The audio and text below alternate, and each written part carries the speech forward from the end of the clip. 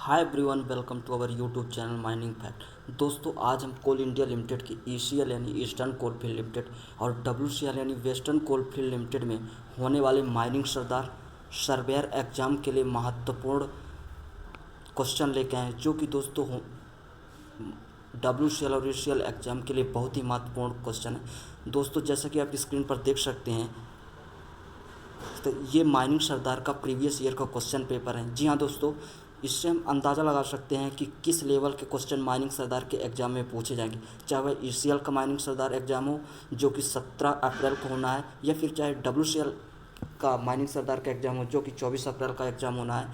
तो हम इस क्वेश्चन के हिसाब से अंदाज़ा लगा सकते हैं कि किस लेवल के क्वेश्चन पूछे जाएंगे। दोस्तों, यदि आप हमारे चैनल पर नए हैं तो प्लीज़ सब्सक्राइब कर लें, बेल आइकन प्रेस कर लें। दोस्तों, हम ऐसे ही महत्वपूर्ण वीडियो अपलोड करते रहते हैं। तो चलते हैं दोस्तों अपने पहले क्वेश्चन पर। तो आज का पहला क्वेश्चन है दोस्तों, CMR 2017 एज पर provision danger zone is an area falling in a radius of, यानी CMR 2017 के हिसाब से जो डेंजर जोन का रेडियस है वह कितना होना चाहिए। तो option A 100 metre, option B है 150 मीटर, ऑप्शन सी है 500 मीटर एंड ऑप्शन डी है 300 मीटर। तो दोस्तों, इसका राइट आंसर है according to CMR 2017 option C is the right answer, यानी CMR 2017 के हिसाब से डेंजर जोन 500 मीटर होता है।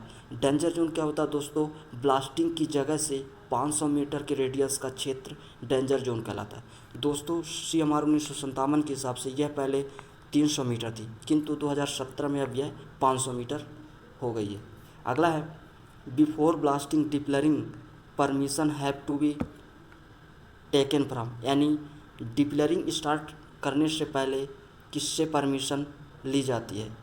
तो इसका ऑप्शन ए है DGMS, ऑप्शन बी है डिस्ट्रिक्ट अथॉरिटी, ऑप्शन सी है chairman of CIL and option D है दोस्तों मिनिस्ट्री ऑफ इन्वायरमेंट। तो इसका जो राइट आंसर है वह ऑप्शन नंबर ए है, यानी DGMS। दोस्तों, डिप्लरिंग से पहले हमको रीजनल इंस्पेक्टर यानी RI से परमिशन लेना पड़ता है। तो चूँकि ऑप्शन में RI नहीं है, इसलिए इसका राइट आंसर है ऑप्शन ए DGMS। किंतु इसका एक्चुअल जो आंसर है दोस्तों वह है रीजनल इंस्पेक्टर।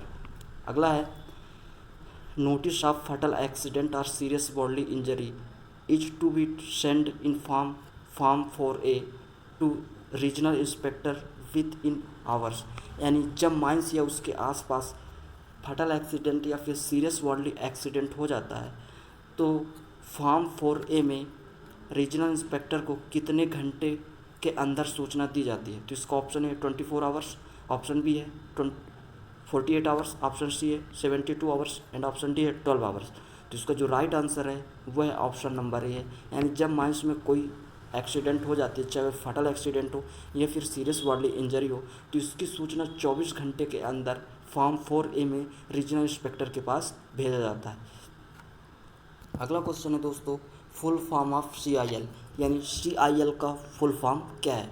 तो ऑप्शन ए है central industry limited, option B है coal industry limited, option C है coal India limited and option D है सेंट्रल इंडिया लिमिटेड। तो दोस्तों, इस क्वेश्चन का आंसर आपको पता ही होगा, यानी CIL का जो फुल फॉर्म है वह ऑप्शन नंबर सी है, यानी कोल इंडिया लिमिटेड। दोस्तों, कोल इंडिया लिमिटेड एक महारत्न कंपनी है। इसकी स्थापना 1 नवंबर 1975 को की गई थी। दोस्तों, कोल इंडिया लिमिटेड में CIL में टोटल 8 सब्सिडरी हैं। जी हाँ दोस्तों, टोटल 8 सब्सिडरी है तथा कोल इंडिया लिमिटेड का जो हेड क्वार्टर है वह कोलकाता वेस्ट बंगाल में।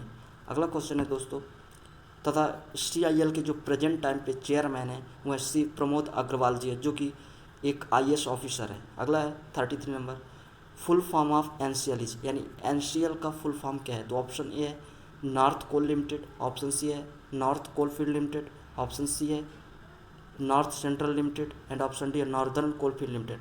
इसका जो राइट आंसर है वो ऑप्शन नंबर डी है, यानी NCL जो कि कोल इंडिया लिमिटेड की एक सब्सिडरी है जिसका फुल फॉर्म है नॉर्दर्न कोलफील्ड लिमिटेड। दोस्तों, NCL मध्य प्रदेश और उत्तर प्रदेश राज्य में फैला हुआ है। इसका जो हेड क्वार्टर है वह मध्य प्रदेश के सिंगरौली में है। अगला क्वेश्चन है दोस्तों, 4 number, drag line is used in, यानी ड्रैग लाइन का उपयोग कहाँ किया जाता है। तो option A an craft route, option B है a rail route, option C a survey tool and option D है ओपन कास्ट माइन। तो इसका राइट आंसर है दोस्तों ऑप्शन नंबर डी, यानी जो ड्रैग लाइन है उसका उपयोग ओपन कास्ट माइंस में किया जाता है। अगला है 35 number, it is an equipment for open cast mines, यानी इनमें से कौन सा एक ओपन कास्ट माइंस का इक्विपमेंट है। तो ऑप्शन ए है डोजर, ऑप्शन बी है रोड हेडर, ऑप्शन सी है burn side boring operators and option D है डबल ड्रम शेयर। तो इसका जो राइट आंसर है वह ऑप्शन नंबर ए है, यानी डोजर एक ओपन कास्ट माइनिंग इक्विपमेंट है। दोस्तों road header, burn side boring operators और डबल ड्रम शेयर ये तीनों अंडरग्राउंड ऑपरेटर्स इक्विपमेंट है, किंतु जो डोजर है वह ओपन कास्ट ऑपरेटर्स है। अगला 36 number, it is not used in open cast mines, यानी इनमें से किसका उपयोग ओपन कास्ट माइंस में नहीं किया जाता। तो ऑप्शन ए है ड्रिल, ऑप्शन बी है रोड हेडर, ऑप्शन सी है इनलेस हॉलेज एंड ऑप्शन डी है बेल्ट कन्वेयर। तो इसका जो राइट आंसर है वह है ऑप्शन नंबर सी है, यानी इनलेस हॉलेज का उपयोग ओपन कास्ट माइंस में नहीं किया जाता, जबकि ड्रिल, रोड हेडर और बेल्ट कन्वेयर का उपयोग ओपन कास्ट माइंस में किया जाता है। दोस्तों इनलेस हॉलेज का एक प्रकार होता है जो कि अंडरग्राउंड माइंस में उपयोग किया जाता है। इसमें दो पैरेलल ट्रैक बाय ट्रैक होते हैं। अगला है 37 number, coal handling plant does not have it, यानी कोल हैंडलिंग प्लांट में क्या नहीं होता। तो ऑप्शन ए है रबर बेल्ट, ऑप्शन बी है साइड रोलर, ऑप्शन सी है cutting edge and option D है ड्रम। तो इसका जो राइट आंसर है वह है ऑप्शन नंबर सी, यानी कोल हैंडलिंग प्लांट में कटिंग एज नहीं होता। दोस्तों कोल हैंडलिंग प्लांट ये एक बहुत ही महत्वपूर्ण क्वेश्चन है दोस्तों। कभी कभी CHP यानी इसका फुल फॉर्म पूछ देता है दोस्तों, तो इसका जो फुल फॉर्म है कोल हैंडलिंग प्लांट। अगला है 38 number, one does not require to have first aid kit, यानी इनमें से एक जिसका उपयोग फर्स्ट एड किट में नहीं होता है। तो ऑप्शन ए है यानी इनमें से किसको फर्स्ट एड किट रखना आवश्यक नहीं है। तो option A overman, option B है mining sardar, option C assistant manager and option D है ऑफिस सुपरिटेंडेंट। तो इसका जो राइट आंसर है वह ऑप्शन नंबर डी है, यानी ऑफिस सुपरिटेंडेंट को फर्स्ट एड किट रखना कंपलसरी नहीं है, किंतु ओवरमैन, माइनिंग सरदार और असिस्टेंट मैनेजर को फर्स्ट एड किट अपने साथ रखना कंपलसरी है। अगला है दोस्तों, first aid kit does not have this, यानी फर्स्ट एड किट में क्या नहीं होना चाहिए। तो ऑप्शन ए है मेडिसिन, ऑप्शन बी है कॉटन, ऑप्शन सी है हैमर एंड ऑप्शन डी है सीजर। तो इसका जो राइट आंसर है वह है ऑप्शन नंबर सी, यानी फर्स्ट एड किट में हैमर यानी हथौड़े का कोई उपयोग नहीं होता, इसलिए इसका कोई आवश्यकता नहीं है। तो hammer is the right answer. अगला क्वेश्चन है, mining Sardar does not inspect, यानी इनमें से माइनिंग सरदार किसकी इंस्पेक्शन निरीक्षण नहीं करता। तो ऑप्शन ए है डंप, ऑप्शन बी है कोलयार्ड, ऑप्शन सी है कैंटीन एंड ऑप्शन डी है फेस। इसको जो राइट आंसर है वह ऑप्शन नंबर सी है, एंड जो माइनिंग सरदार होता है वह कैंटीन का इंस्पेक्शन नहीं करता है। अगला है 41 number, mining Sardar does not have, यानी इनमें से माइनिंग सरदार के पास क्या नहीं होना चाहिए। तो ऑप्शन ए है हैंड प्लान या ऑफसेट प्लान, ऑप्शन बी है first aid kit, option C है हेलमेट एंड ऑप्शन डी है मैच बॉक्स। इसका जो राइट आंसर हुआ ऑप्शन नंबर डी, यानी माइनिंग सरदार के पास मैच बॉक्स यानी माचिस नहीं होना चाहिए, जबकि हैंड प्लान या फिर offset plan, first aid kit और हेलमेट माइनिंग सरदार के पास होना कंपलसरी है। दोस्तों ऑफसेट प्लान 1 in 500 में बनाया जाता है। अगला है 42 number, mining Sardar does not have authority for, यानी इनमें से माइनिंग सरदार के पास किस चीज़ की अथॉरिटी नहीं है। तो option A face inspection, option B है man power engagement, option B है removing man power and in case of apprehending danger and option D है टू रन अ मशीन। तो इसका जो राइट आंसर है वह ऑप्शन नंबर डी है, यानी जो माइनिंग सरदार के पास है तो मशीन को रन करने की अथॉरिटी नहीं होती, जबकि फेस का इंस्पेक्शन मैन पावर को मैनेजमेंट करता है, removing man power in case of अपनी यानी मैन पावर को रिमूव भी कर देता है, किंतु जो मशीन को रन या मशीन को चलाने की जो अथॉरिटी है वह माइनिंग सरदार के पास नहीं होता, इसलिए इसका right answer option number D. अगला है 43 नंबर, एज पर rule how much drinking water must be provided to the mine employees per day, यानी माइंस रूल के हिसाब से प्रत्येक व्यक्ति के हिसाब से कितने लीटर पानी पर डे उपलब्ध रहना चाहिए। तो option A 1.5 litre, option B है 3 लीटर, ऑप्शन सी है 4 लीटर एंड ऑप्शन डी है 2 लीटर। तो इसका जो राइट आंसर है वो ऑप्शन नंबर डी, यानी प्रत्येक दिन पर पर्सन के हिसाब से माइंस में 2 लीटर पानी अवेलेबल होना चाहिए। किंतु यदि bed bulb temperature 30 degree centigrade से अधिक होता है तो वहाँ पास पर पर्सन के हिसाब से 3 लीटर पानी अवेलेबल होना चाहिए। अगला है 44 number, the cap lamp used by the miner is, यानी जो कैप लैम्प का यूज माइनर द्वारा किया जाता है वह कैसा होता है। तो option A intrinsically shape, option B है फ्लेम प्रूफ, ऑप्शन सी है none A and B and option D है कैपेबल टू प्रोड्यूस स्पार्क। तो इसका जो राइट आंसर है वह ऑप्शन नंबर सी है, एंड जो कैप लैम्प होता है वह ना तो इंट्रिंसिकली शेप होता है ना ही फ्लेम प्रूफ होता है। तो इसलिए इसका राइट आंसर है option number C, none A and B.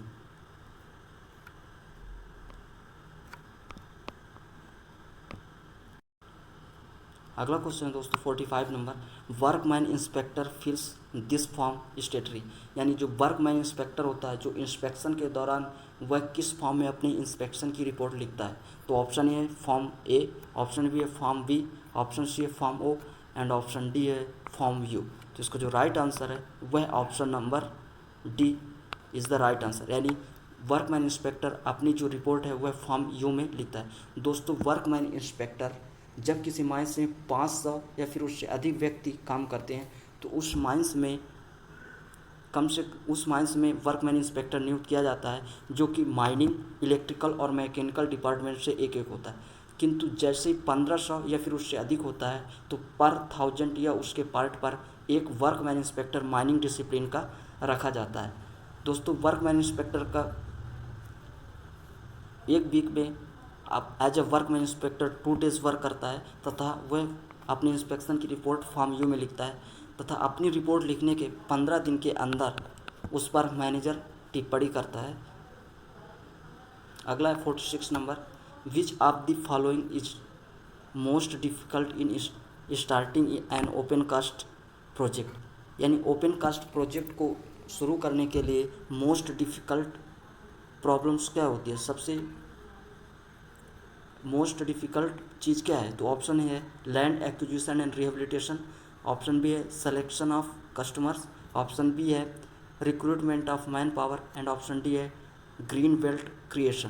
तो इसका जो राइट आंसर है वो ऑप्शन नंबर ए है, यानी लैंड एक्विजिशन एंड रिहेबिलिटेशन, यानी भूमि का अधिग्रहण और वहाँ से लोगों को रिहेबिलिटेट करना। अगला 47 number, growth in relation to mining relates to, यानी ग्रोथ कर कहाँ से संबंधित है। तो ऑप्शन ए है open cast working, option B है अंडरग्राउंड वर्किंग, ऑप्शन सी है underground, option B underground development, option C है underground depillaring and option D oil wells. तो इसका जो राइट आंसर है वह ऑप्शन नंबर सी, यानी जो गोफ होता है वह अंडरग्राउंड डिपलरिंग से रिलेटेड है। दोस्तों गोफ का अर्थ होता है जहाँ से कोयले का पिलर या उसका भाग काटा जा चुका है या फिर जहाँ से कोयला निकाला जा चुका है तथा वह वर्किंग प्लेस नहीं है, वह स्थान गोफ कहलाता है। तो दोस्तों डिपलरिंग टाइम पे जब कोयले का पिलर निकाला जाता है तो जो खाली जगह बचती है उसे गोफ कहा जाता है, इसलिए अंडरग्राउंड डिपलरिंग से रिलेटेड है गोफ। अगला 48 number, this is not an open cast machine, यानी इनमें से कौन सा एक ओपन कास्ट मशीन नहीं है। तो ऑप्शन ए है क्रेन, ऑप्शन बी है टायर हैंडलर, ऑप्शन सी है एसडीएल, ऑप्शन डी है फोल्ड लिफ्टर। तो इसका जो राइट आंसर हुआ ऑप्शन नंबर सी है, यानी एसडीएल, यानी साइड डिस्चार्ज लोडर एक अंडरग्राउंड इक्विपमेंट है, जबकि क्रेन, टायर हैंडलर और फोल्ड लिफ्टर एक ओपन कास्ट इक्विपमेंट है। अगला है water danger plan is prepared by, यानी वाटर डेंजर प्लान को कौन बनाता है। तो ऑप्शन ए है सिविल इंजीनियर, ऑप्शन बी है माइनिंग सुपरवाइजर, ऑप्शन सी है mine surveyor and option D है सिविल सर्वेयर। तो इसका जो राइट आंसर हुआ ऑप्शन नंबर सी है, यानी माइन सर्वे। दोस्तों माइंस में सर्वे से रिलेटेड जो भी काम होता है वह माइंस का सर्वेयर करता है, इसलिए इसका राइट आंसर है माइन सर्वेयर। जितने भी प्लान होते हैं वो सभी माइन का सर्वेयर बनाता है और उसे अपडेट करता है समय समय। अगला 50 number, full form of SOP in mining, यानी SOP का फुल फॉर्म क्या है? तो option A schedule of procedure, option B है superintendent of police, option C है safe operating procedure and option D है सिस्टम ऑफ प्रोसेस। इसका जो राइट आंसर है वह ऑप्शन नंबर सी है, यानी SOP का फुल फॉर्म है सेफ ऑपरेटिंग प्रोसीजर। अगला है दोस्तों 51 नंबर,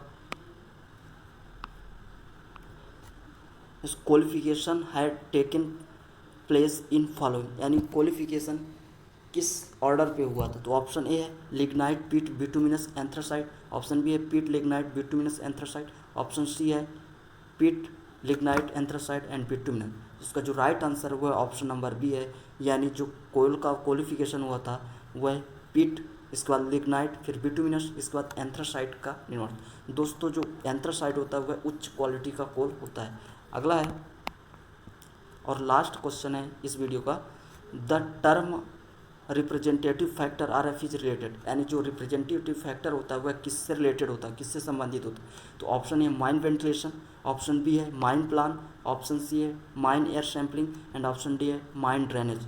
तो इसका जो राइट आंसर हुआ है ऑप्शन नंबर बी है, यानी RF जो होता है वह माइन प्लान से संबंधित होता है। दोस्तों जब भी कोई प्लान बनाया जाता है तो एक पर्टिकुलर RF माना जाता है।